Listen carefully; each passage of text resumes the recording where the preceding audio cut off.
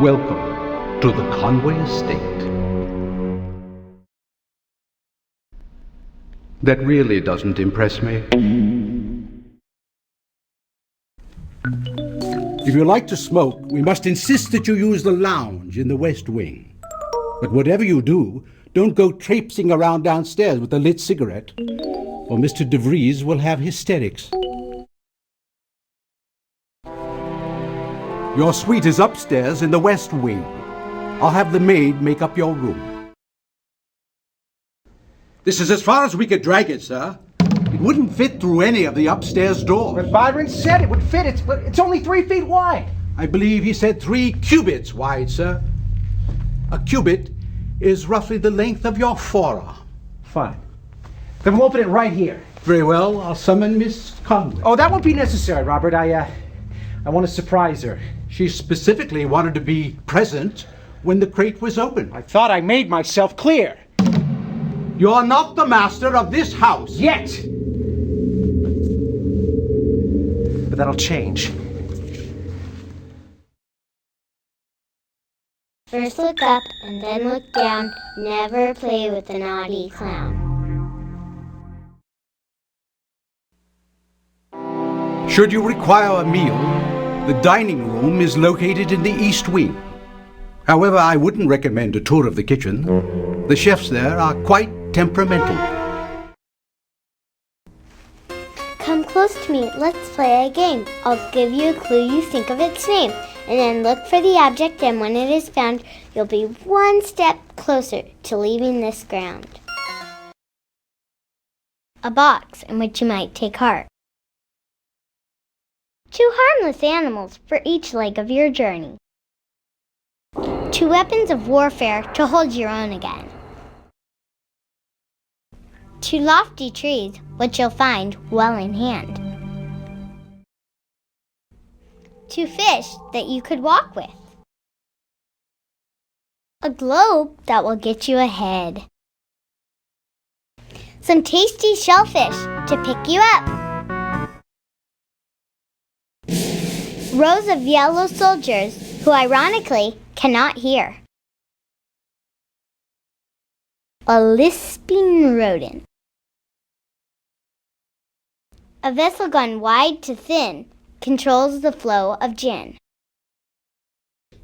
32 pillars that shine when you lift the roof. Miss Conway, I'm quite concerned about you. Why is that, Robert? Since your parents passed on, you've been taking up with a dark crowd.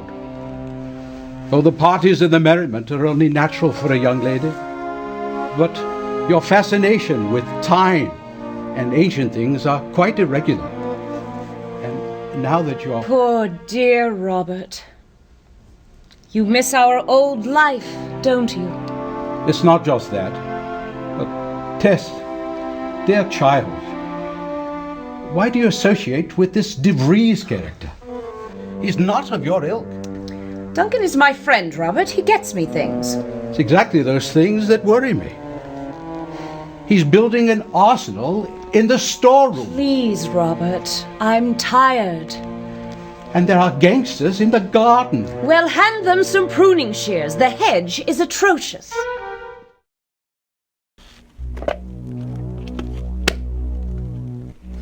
Tess Conway was glamour and glitz, but then poor Tess was split into bits. Now we're all stuck here forever, unless you can bring her back together.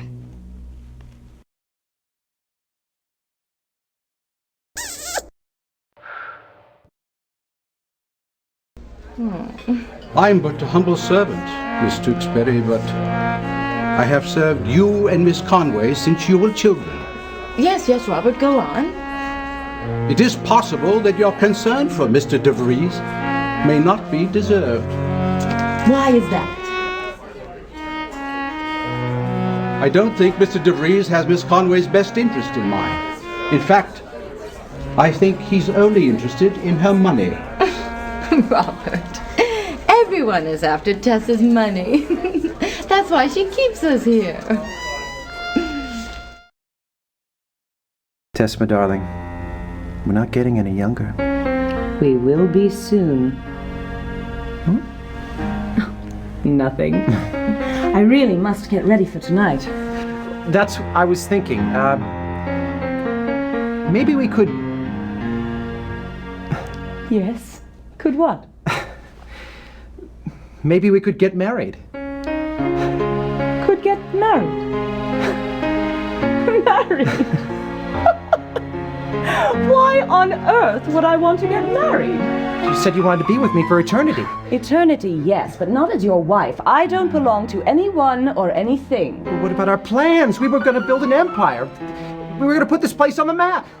To use up my fortune funding smugglers and gangsters? No, Duncan. Be realistic. You didn't seem to mind smugglers so much when they got you your precious clocks or your booze for your They parties. serve their purpose, but that doesn't mean I'd marry one. I'm just not good enough for you, is that it? Oh, come on. Tess Conway and a scheming little bootlegger. You're hilarious. You know, sometimes I think you're actually serious. Be a dear and fetch me another gin and tonic. And I want you looking sharp tonight. Byron and I will be unveiling a little surprise.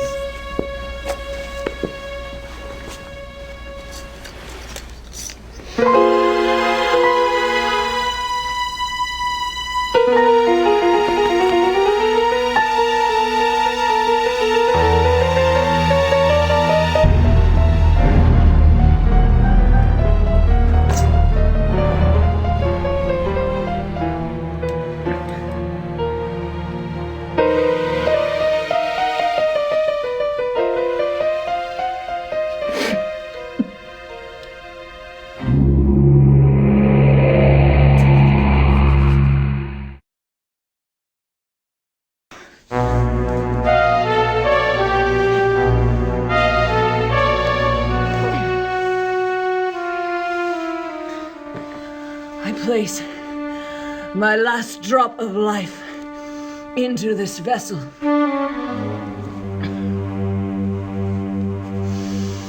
But I will pass not into the field of reeds. My body, scattered like that of Osiris, will keep time in its place. I will wait until I am whole again.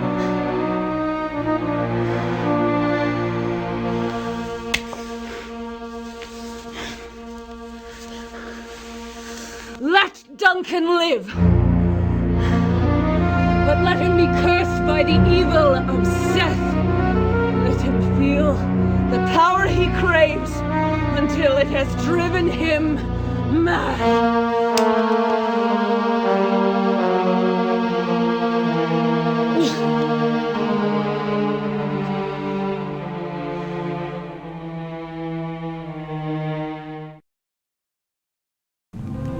Where is she, boss? I don't understand it. She was right here. You're sure she was dead? Of course she was dead, you idiot. I left my dagger right in her chest. That ain't gonna look too good. That's why we're here. What was that? I don't know. Maybe it was Tess. It came from the attic. You check it out, Mike. What is it? Ah! Beware of Duncan. He's no longer just a man. He's possessed by the evil force of the Egyptian god Seth. The most remarkable thing about it is that it doesn't look like a clock at all. It's almost feminine in form. Its wide middle echoing a woman's hips, and the two handles reaching up, suggesting arms reaching to heaven. And the figurehead is clearly Thoth. This has to be it. I'm certain of it. Damn things, they're impossible to kill. That was an exceptionally large Blatta orientalis, very thick carapace. I'd try roasting it on the end of your cigarette.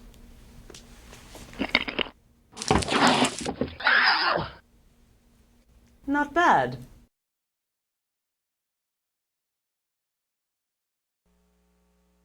Tess, Tess, Tess, Tess, Tess! I'm sick of Tess! I've lived my whole life in the shadow of Tess, and now she wants to live forever! Well, I am not going to spend eternity with her. Thoth, Thoth, god of the moon, body of a man, head of a baboon.